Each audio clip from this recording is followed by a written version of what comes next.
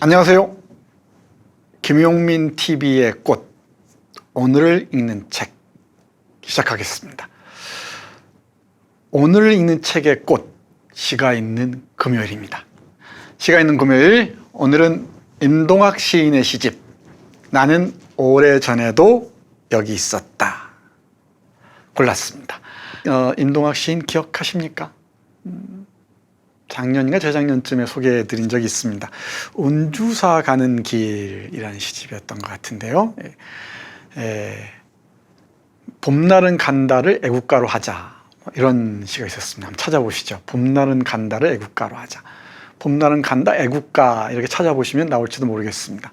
정말 흥미진진한 시였죠. 임동학 시인은 유독 운주사를 좋아했던 것 같습니다. 화순에 있는 운주사, 정말 뭐랄까요, 대단한 야외 조각공원이죠. 1000년 넘게 이어진, 저도 아주 좋아하는 곳입니다. 시간이 허락하는 분들이라면은 화순 운주사 한번 꼭 다녀오시죠. 이 사진이 바로 운주사에 있는 와불입니다. 와불, 누워있는 부처, 저 산 위에 있죠. 야산 위에 있습니다. 운주사를 좋아하는 시인 임동학의 시집 나는 오래전에도 여기 있었다, 함께 볼까요? 자화상 먼저 보겠습니다. 우리 시인은 어떻게 자화상을 그리는지 보겠습니다. 자화상. 거울을 볼 때마다 늘 똑같은 내가 아니다. 거울은 나의 정체를 온전히 모른다고 도리질친다. 날카로운 학생들의 질문에 당황할 땐 영락없는 선생님, 돌아가신 지 오래여도 산소 앞에 선 어김없는 아버지의 아들, 자식들 성적 때문에 아내와 다툴 땐 어쩔 수 없는 가장, 항상 다르게 불리고 수완되는 걸 싫어해도 그 모든 다른 이름과 의무를 떠맡아야 한다. 금남로의 노란 은행잎을 밟고 있으면 비겁한 도망자, 눈 내리는 서울 지하철역에 구내의 노숙자를 지나칠 땐 동전 몇 푼 던져주는 주머니 가벼운 휴머니스트일 뿐. 내 속에서 나를 찾을 때 결코 나는 보이지 않는다. 어느 순간 또 다른 내가 금세 들어왔다 나간다. 내가 나를 아빠라고 시인이라고 부르기에 앞서 두 딸이 아빠라고 부를 때야 나는 겨우 아빠가 되고, 누군가 시인이라고 불러줄 때만 어줍지 않은 시인이 된다. 그렇듯 시시때때로 물어봐도 거울 속에 나는 여전히 오리무중이다. 항상 낯선 내가 그 자리를 차지한다. 결국 나는 모든 다른 나들의 교차점일 뿐.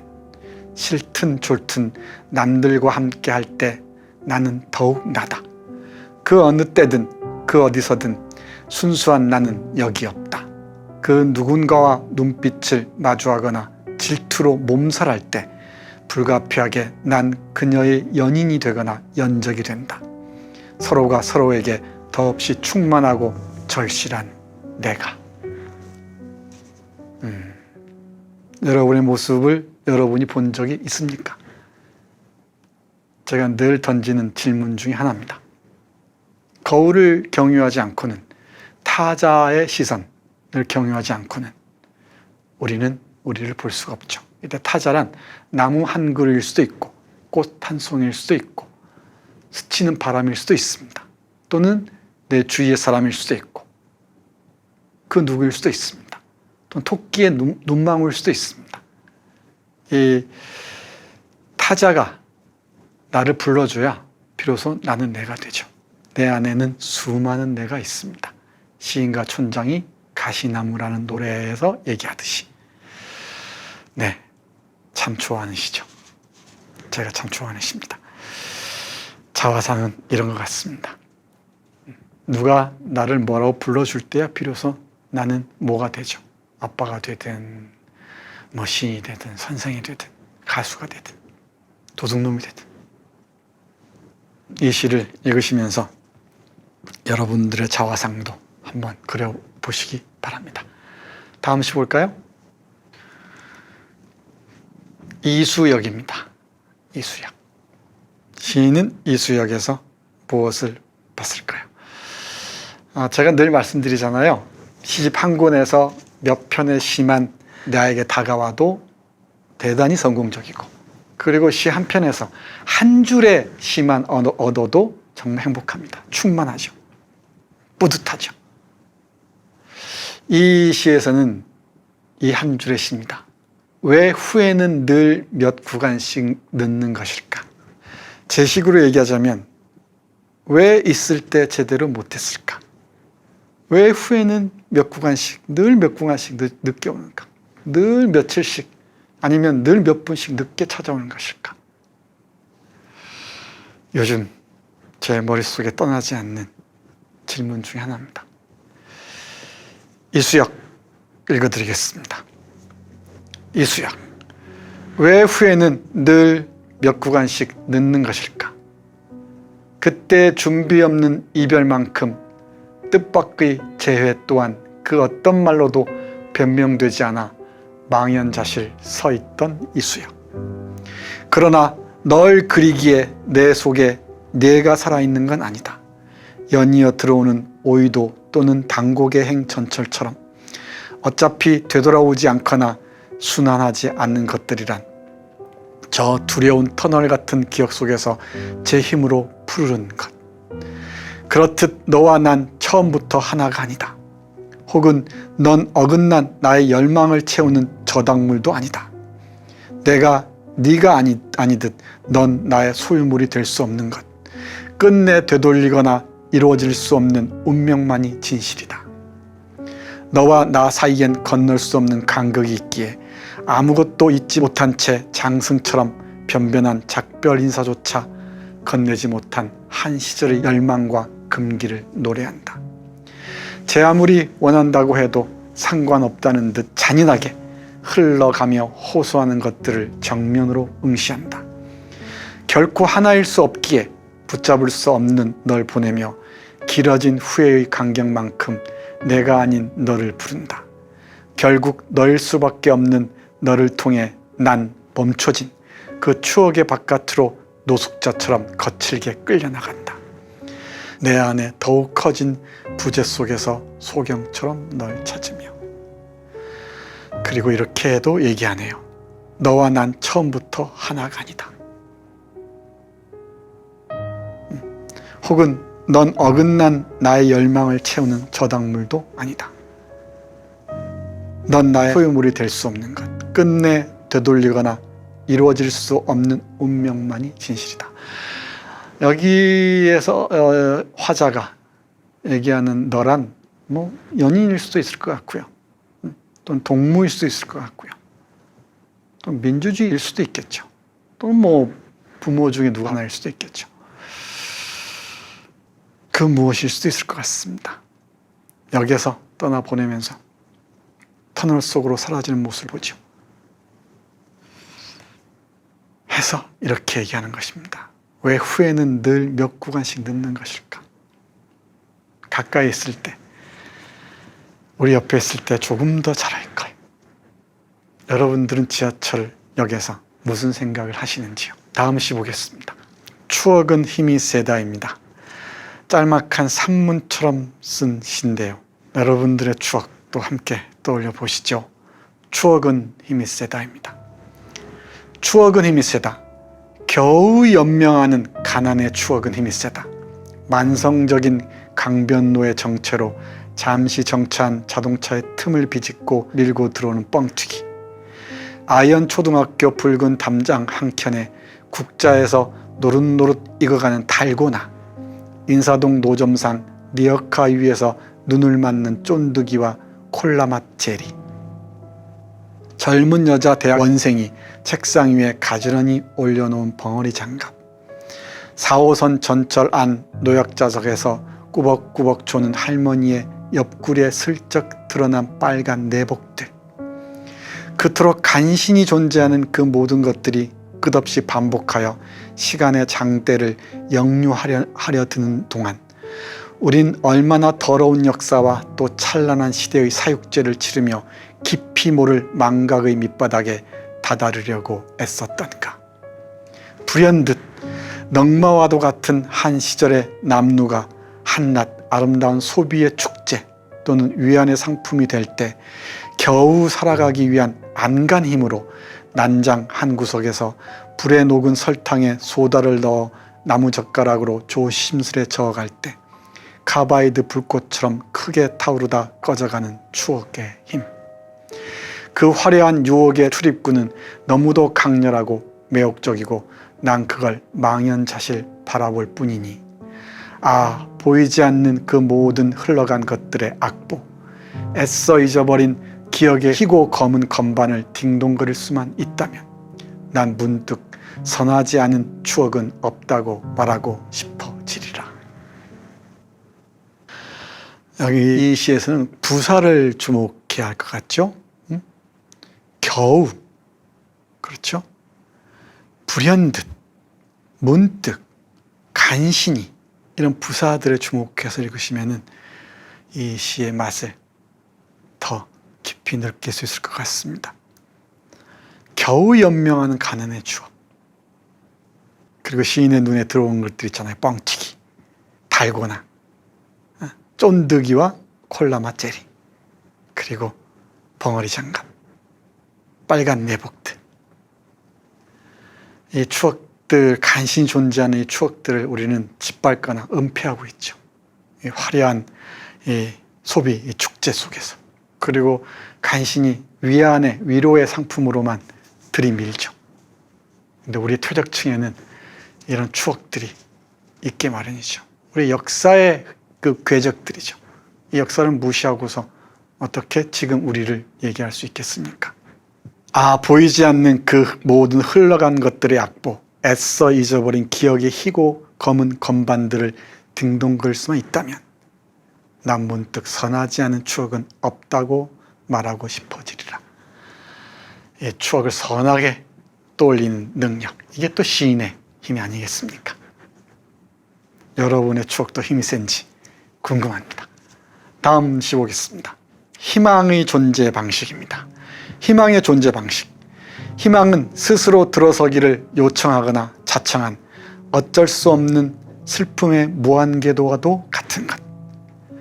누군가 타고 내리면 또 누군가 그 자리를 메우며 가야 하는 고달픈 객석 위에서 계속하여 꿈꾸는 힘. 속도와 용량을 측정할 수 없게 아주 빠르게 달려가는 열차가 정지할 수 없어 그냥 스쳐가고 마는 간이역. 끝없이 배반을 꿈꾸되 결코 배반하지 못하는 기차바퀴, 혹은 그 기차바퀴가 내는 거친 마찰음과도 같은 것. 존재하는 그 모든 것은 그렇게 살아있다. 어떻게든 오지 않는 시간 속에 알을 쓸며 죽음이라는 특별한 방해자만 만나지 않는다면 오직 제 의지로 형성하고 또 소멸하길 반복하는 변덕스런 애인처럼 자꾸만 요구해도 귀찮지 않은 혼돈. 희망은 그러나 절망의 눈 속에 깃든 정직한 모순, 보이지 않으면서 보여준 거울과도 같다.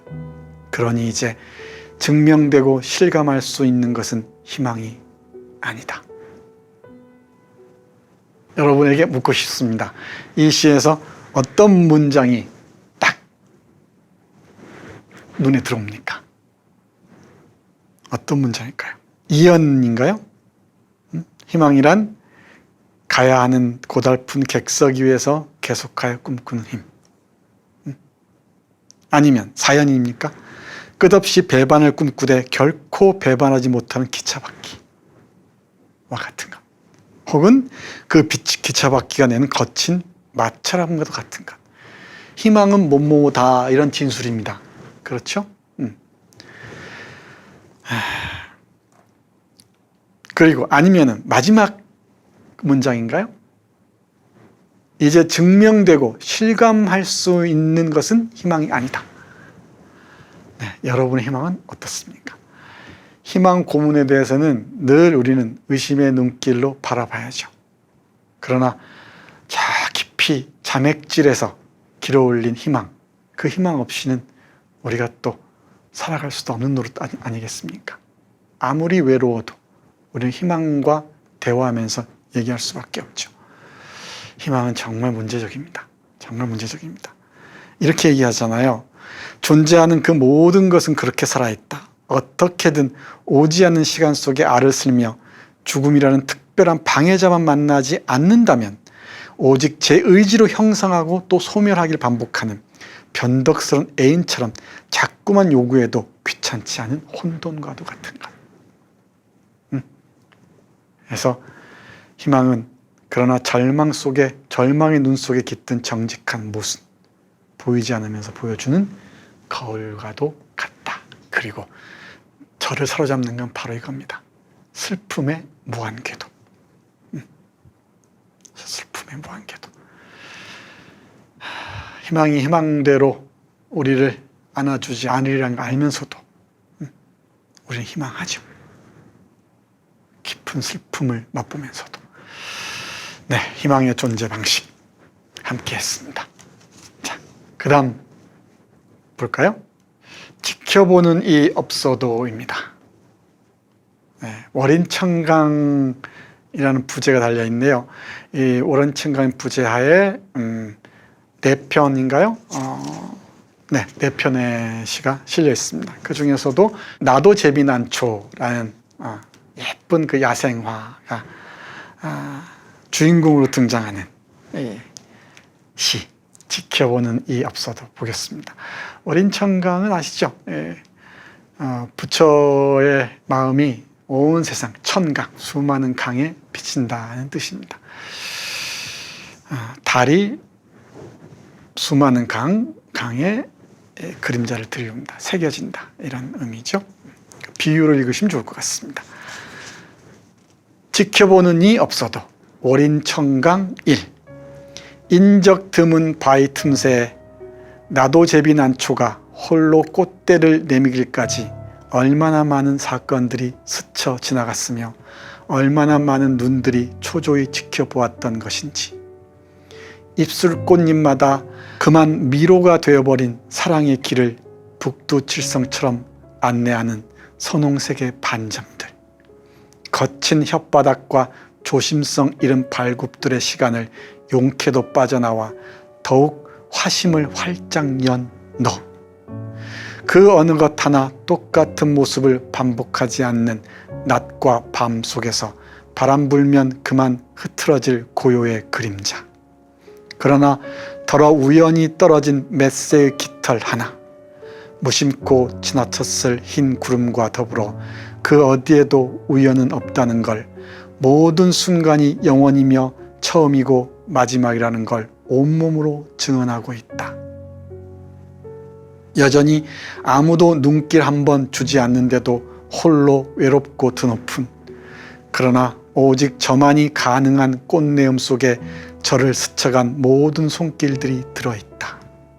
순간과 순간 사이로 명멸하는 저 달 아래 마침내 모두가 하나인 정점. 아니, 그마저도 잊어버린 너의 연한 꽃잎마다 아무도 내려가 보거나 되돌아본 적 없는 기억의 성좌가 반짝이고 있다. 너무 좋습니다. 이 나도 제비난초라는 이 생명 안에서 그 수많은 만남의 인연들, 이 코스믹한 이 삶의 풍경들을 그려내고 있습니다. 이렇게 말하지 않습니까? 그만 흐트러질 고요의 그림자, 그러나 더러 우연히 떨어진 맷새의 깃털 하나, 무심코 지나쳤을 흰 구름과 더불어 그 어디에도 우연은 없다는 걸, 모든 순간이 영원이며 처음이고 마지막이라는 걸 온몸으로 증언하고 있다. 모든 순간이 영원이며 처음이고 마지막이라는 걸 온몸으로 증언하고 있답니다. 이 나도 제비난초가 말이죠. 그렇게 많은 사람들이 돌봐주지 않아도, 우리가 아는 뭐 그런 난초들이 아니잖아요. 아무도 눈길 한번 주지 않는데도 홀로 외롭고 드높은, 그러나 오직 저만이 가능한 꽃내음 속에 저를 스쳐간 모든 손길들이 들어있다. 이런 사람 만나는 것 얼마나 행복하겠습니까? 우리 주위에 있는지도 모르죠. 우리가 들여다보지 못해서 그렇지. 이 나도 재미난초 꽃이라는 꽃을, 잘 모르는 꽃을 세세하게 들여다보면서 나는 무엇인가, 인간이란 무엇인가를 묻습니다. 부처님의 손길은 나도 재미난초 꽃까지 도달했겠죠.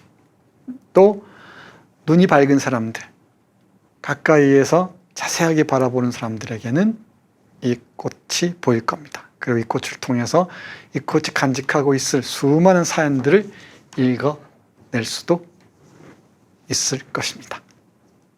지켜보는 이 없어도 함께 했습니다. 마지막 시입니다. 이 마지막 시는 조금 격렬합니다. 하고 싶은 말이 있어서입니다. 혼돈을 위하여 읽어보겠습니다. 혼돈을 위하여. 혼돈을 두려워하지 마라. 혼돈은 더 큰 하나가 되기 위한 싸움. 가을비 온 뒤 텃밭의 파릇한 배춧잎, 아니면 그 곁에 살그머니 돋아난 대파 싹 같은 희망의 숨결 같은 것.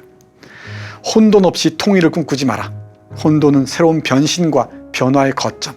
한시도 잔물결 잘날 없는 바다처럼 혼돈하지 않으면 썩고 병든 세상뿐.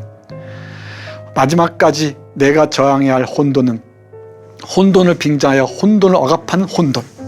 혼돈을 겁내지 마라. 혼돈을 겁내는 자일수록 혼돈을 길들여 제 입속만을 챙기는 현상유지주의자. 혼돈이 잉태하고 있는 놀라운 삶의 노래. 그리하여 혼돈을 인정하지 않으려는 자, 혼란을 두려워하는 자들을 불신하라. 무성하게 자란 나뭇잎 속에 감춰진 잘 익은 열매를 드러내는 바람처럼 혼돈은 혼돈의 기쁨뿐만 아니라 벌레 먹은 혼돈의 슬픔마저 낱낱이 드러내게 하느니, 혼돈이 포도알처럼 나를 먹여 살리고 혼돈이 너를 더 아름답고 강하게 하리니, 혼돈이 아니면 열리지 않는 문, 혼돈이 아니면 볼 수 없는 질서를 아는가. 너무도 당연한 혼돈을 치르지 않으려는 모든 시도와 방해가 가장 무서운 혼돈임을, 천지개벽이 바로 그 혼돈에서 시작되었음을. 강렬하죠? 네, 긴 설명 붙이지 않겠습니다.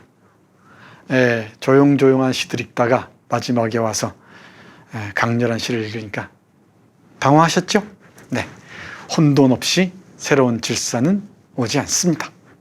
혼돈 없이 통일을 꿈꾸지 말라고 얘기하죠.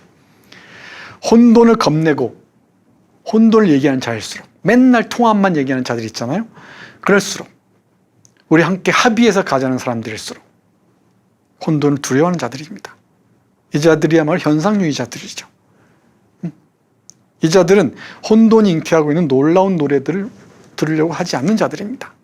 새로운 질서는, 새로운 삶은 혼돈에서 시작되었음을, 갈등에서 시작되었음을, 그 갈등을 넘어서고 나서야 도달한 지점이라는 걸 잊지 말아야 할 것입니다. 그래서 시인은 얘기합니다. 혼란을 두려워하는 자들을 불신하라. 외우셨으면 좋겠습니다. 혼돈을 위하여. 혼돈이 필요한 시대인지도 모르겠습니다. 마무리할까요? 이 김선수 화백의 어린 청강이라는 그림입니다. 어린 청강이라는 시 한 편 봤었죠. 지켜보는 이 없어도 나도 재미난초. 그림 한 편 보면서 이 달이 스며서 읽어내고 있는 게 무엇일지 상상하는 것도 재미있을 것 같습니다. 이 시집과 함께 달이 어루만지고 있는 세상의 풍경은 또 어떨지 생각해 보는 것도 좋을 것 같습니다. 시가 있는 금요일, 오늘 시간 마치겠습니다. 고맙습니다.